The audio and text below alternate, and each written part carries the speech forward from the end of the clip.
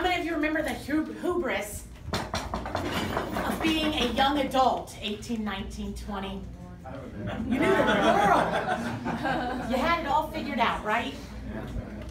I had my oldest child a month before I turned 18. That meant I was grown up. I now have a kid, so I'm a grown up, right? Yeah. I knew everything. In fact, at 6 months old, I knew how to change her diapers. I knew which cry meant she was hungry and which cry meant she was sleepy. I even knew not to wake her up if she was sleeping. I had it all together. I knew everything. One day when Ariana was 6 months old, she was taking a nap. I had armed with my baby monitor on my hip, listening, doing some housework, jamming a little, not too loud. I don't want to wake the baby. And I heard this scream come over the monitor, like a high-pitched squeal. I'd never heard anything like that before. I held the monitor up and listened, no other noise. At that moment in time, my logic and my conscience began to argue with each other. My logic said, she just cried out in her sleep. It's quiet now. Don't wake your sleeping baby. My conscience said, I've never heard a cry like that. I've never heard a sound like that. What would it hurt to just go look at her? My logic conceded and I went in and looked at her. I opened the bedroom door, as quiet as a church mouse. Poked my head around and slammed that bedroom door open and ran inside. I put a hole in the wall. When I looked down at my baby in her crib, her entire body was convulsing rhythmically. Her eyes were rolled back in the back of her head, and she was just laying there, convulsing. I know now that was a seizure. I had no clue what that was when I saw it. I scooped my baby up out of her crib, ran out my front door, across the hall of the apartment complex to my neighbor Crystal's house. I didn't even bother to knock. I just ran inside. Help me, I screamed. She came over, she said, lay her on the ground on her side. Watch that she doesn't swallow her tongue. Watch that she doesn't bite it. I'm calling 911. And I put her down, and I was scared, and my whole body was rushing. I still didn't know what was happening at this point. They said it took 4 minutes and 26 seconds from the time that Crystal called for the ambulance to arrive. I'm telling you, it took 3 hours, maybe 10, I don't know. That was the longest time of my life. Sometime during that, Ariana stopped convulsing. Her eyes came back, but they stared at nothing. And she didn't move. And she just laid there. And we saw she was breathing and we checked her pulse, but she just laid there. And I picked up my lifeless baby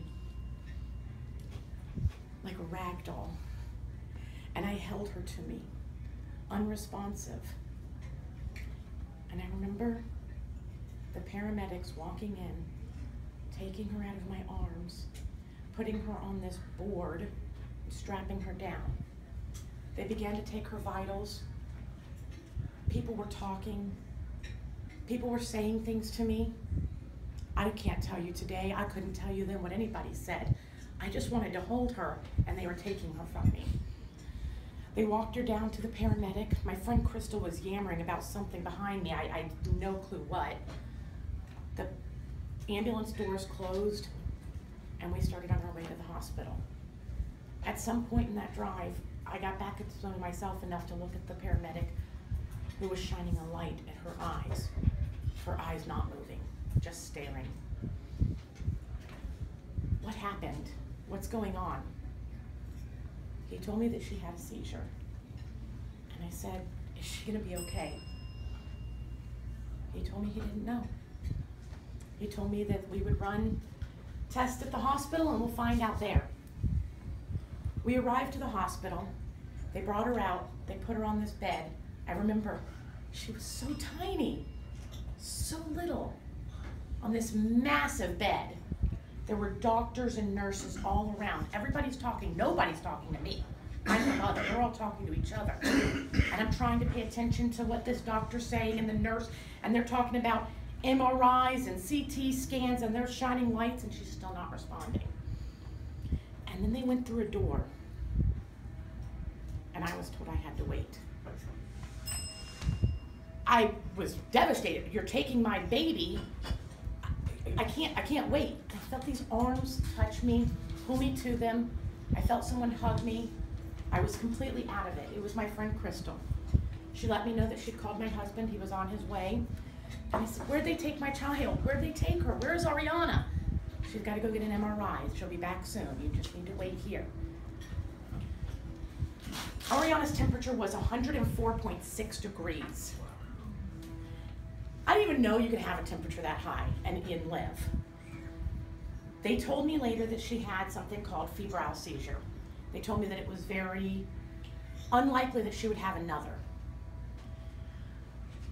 I believed them until 2 weeks later. I was driving down on base. I don't remember where I was going, where I was coming from, and I heard a high-pitched scream from the back of my car.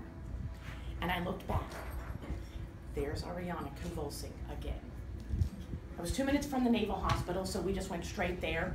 I pulled her car seat, everything out, ran inside, and again, they got her better. They gave her a suppository. She had to carry that going forward. Ariana had 28 seizures over the next 5 years. 28 grand mal seizures. Over time, they went from having a couple times a week to every couple weeks to every couple of months. She hasn't had one in a year and a half now. However, she had to be on something called a walking MRI a couple years ago, and they discovered she had 4 in 1 week that are called absent seizures. So times that I thought she was just zoning out and in her own world, she was having seizures. Ariana's 18 years old. She's also been diagnosed with autistic scale disorder called Asperger's. I don't know if the seizures cause the Asperger's or if the Asperger's cause the seizures, but what I do know is one thing. There's something out there available. And I ask everybody to think about it today. Medical marijuana stops seizures. It's time to vote in November. My daughter can't get on the list because she's not urgent enough. If it gets passed, she can. Thank you.